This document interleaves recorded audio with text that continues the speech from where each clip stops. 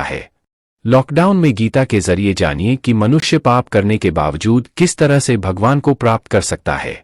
एकमात्र ईश्वर परमपिता भगवान श्री कृष्ण अर्जुन से कहते हैं कि यदि कोई बहुत ही दुराचारी व्यक्ति भी प्रेम व भक्ति के अनन्य भाव से हमको भजता है तो वह साधु है, क्योंकि उसने भली भांति निश्चय कर लिया है कि परमपिता परमेश्वर कृष्ण के भजन के समान अब अन्यत्र कहीं कुछ नहीं है।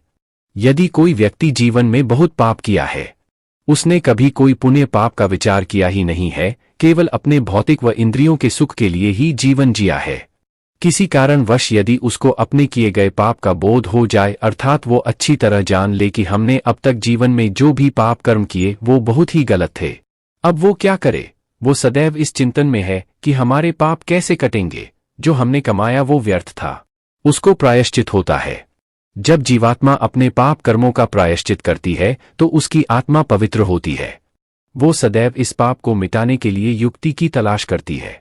यहाँ परमेश्वर कृष्ण कहते हैं कि वो अपने पापों का प्रायश्चित करके दोबारा पाप न करे, ऐसा निश्चित करके अनन्य भाव से हमको भजना प्रारंभ करता है, अर्थात उसका अब मेरे सिवा कोई आलम नहीं है। भगवान कहते हैं कि ऐसी स्थिति में वो मेरी नज़र में साधु हो गया तथा मेरा प्रिय भक्त हो गया, क्योंकि उसने निश्चित कर लिया कि मेरे भजन के समान अब उसके लिए कुछ भी नहीं है। हमने अब तक जो भी कर्म किए हैं उन सब कर्मों का एकांत में चिंतन करें। हमने क्या गलत किया, हमसे कहाँ कहाँ कब पाप हुआ, आत्मचिंतन करें। अभी बहुत समय है, उन पापों का प्रायश्चित करें। अब संकल्प लें कि कभी भविष्य में कोई भी पाप नहीं करेंगे व शेष जीवन निष्काम कर्म करते हुए भगवान की भक्ति में व्यतीत करेंगे। कृष्ण के अलावा मेरा कोई नहीं है, उसके भजन के समान सुख अन्यत्र कहीं नहीं है।